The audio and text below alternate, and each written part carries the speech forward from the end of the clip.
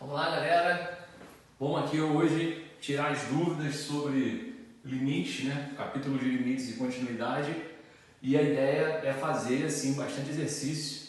Vamos ver primeiro os exercícios do início, que são questões tipo questões de livro, né? São questões daquelas que tem item A, B, C, D, F, infinitos itens para você repetir um mesmo conceito.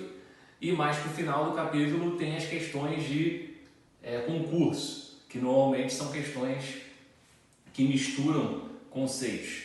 Inclusive algumas questões que nem tem como fazer, né? Por exemplo, não tem como fazer agora ainda as questões 37, 40 e 41. Então, 37, 40 e 41, para fazer a gente precisa usar algumas coisas de derivada, que a gente não viu ainda. Se você já sabe derivada, quer se aventurar, beleza. Mas se você não tem noção de derivada, você não lembra nada, então pula as questões 37, 40 e 41. Vamos ver agora aqui algumas. Vou começar com a 8. Vou fazer na questão 8 os itens E e H. No item E, a questão 8 em si, o enunciado calcule o limite, caso exista, e se não existir é para você justificar por que não existe. Vamos lá. Por que pode acontecer esse caso na questão 8 do limite não existir? O limite, lembra? O limite para existir, ele tem que ser o mesmo pela direita e pela esquerda. E onde normalmente você pode ter problema com o limite pela direita e pela esquerda, onde normalmente pode acontecer desses dois limites não coincidirem. Normalmente isso ocorre quando a função é quebrada. Então tem aquelas funções que são do tipo o f é não sei o que para x maior ou igual a 5 e a outra coisa para x menor que 5. Uma função com esse formato é um número, é uma expressão depois de um número e a outra expressão antes do número. Justamente aqui no número, que no caso seria o 5, você tem uma chance de ter problema no limite. Porque você basicamente está juntando duas coisas diferentes, juntando um pedaço com outro pedaço, talvez na hora que você junte a função faça o limite não existir, por exemplo. Então, funções assim geram candidato a não existir limite justamente aqui na quebra. O outro tipo de função que normalmente pode trazer problema de existência de limite é justamente coisas que tem módulo. Por que o módulo pode trazer problema? Porque o módulo, na verdade, ele é algo com essa cara, né? Porque o módulo você precisa abrir em dois casos sempre. Módulo de x menos 1, você vai ter que analisar antes e depois do 1. O 1 é o número que faz isso aqui dar 0. Então, depois do 1, isso aqui, x menos 1, fica positivo. Então, o módulo de x menos 1 é o próprio x menos 1. Isso que vocês viram em função modular. E antes do 1, x menos 1 é negativo. Então, o módulo de x menos 1 tem que ser o contrário, tem que ser 1 menos x. Então, o módulo é uma função que tem esse formato. Naturalmente, o módulo é uma função que tem quebras. Nesse caso, é justamente no 1. Então, é no 1 que a função tem quebra e é no 1 que eu estou querendo o limite. Então, é o caso que eu tenho que analisar os dois lados. Então, primeiro eu vou pensar no limite de x tendendo a 1 pela direita. Se o x tende a 1 pela direita, você tem a reta real.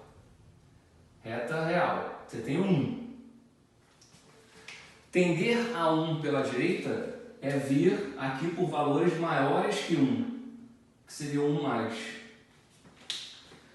Então, tender a 1 pela direita significa que o x aqui, os valores, são maiores que 1. Eu estou à direita do 1.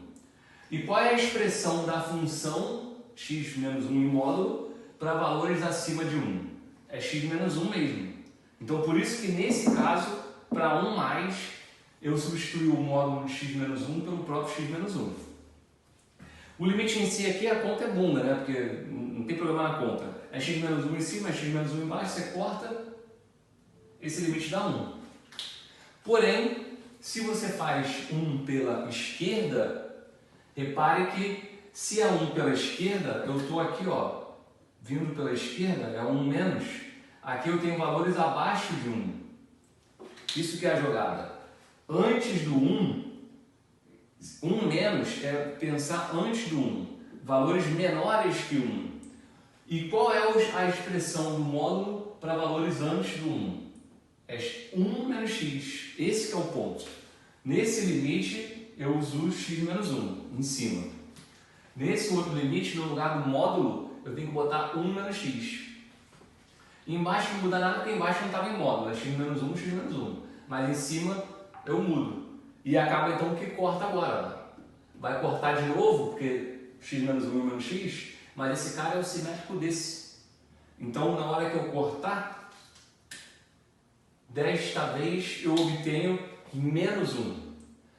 Logo, veja que o limite pela direita e pela esquerda, os limites laterais, eles são distintos.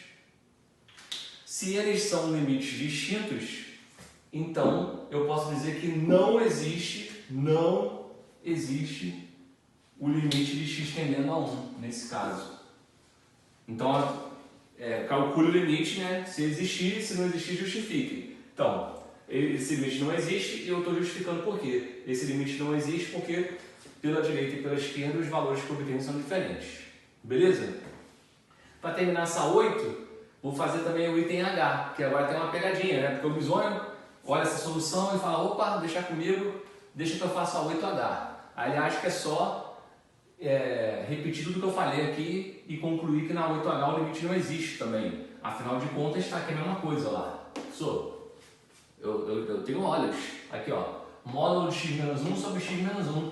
E essa aqui? Módulo de x menos 1 sobre x menos 1. Qual foi a conclusão que você teve aqui? Que o limite não existe. Então, qual é a conclusão que eu botei aqui? Também que o limite não existe. Cuidado, bisonho. Não é assim.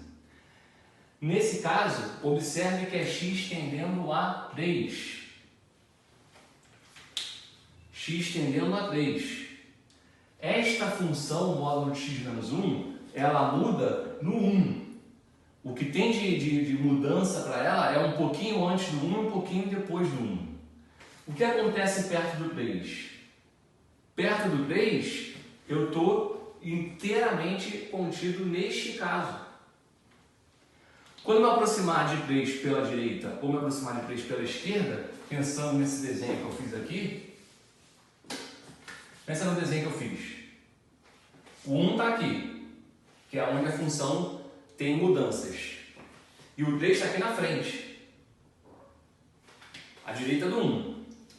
Quando me aproximar de 3 pela esquerda ou pela direita, não importa se eu fizer 3 menos ou 3 mais, se eu estiver próximo de 3, tanto pela esquerda quanto pela direita, em qualquer caso eu estou acima de 1, concorda? Então, neste problema aqui, se eu pensar em x tendendo a 3 menos ou x tendendo a 3 mais, em qualquer caso eu tenho x maior que 1. Logo, eu em nenhum momento para essa letra H preciso dessa aqui. Eu só vou precisar desta. Então eu posso dizer direto aqui que esse limite de x tendendo a 3, ou poderia escrever 3 mais ou 3 menos, de módulo de x menos 1 sobre x menos 1, vai ser o limite x tendendo a 3 de x menos 1 sobre x menos 1. Isso é igual a 1. Então, na 8 letra H, o limite existe sim e vale 1. Por quê? Porque não é x tendendo a 1, é x tendendo a 3. Não é porque a expressão aqui, né, é igual do outro que o limite tem que ser o mesmo. Você tem que olhar a expressão e tem que também olhar para onde está tendendo. Beleza? Valeu!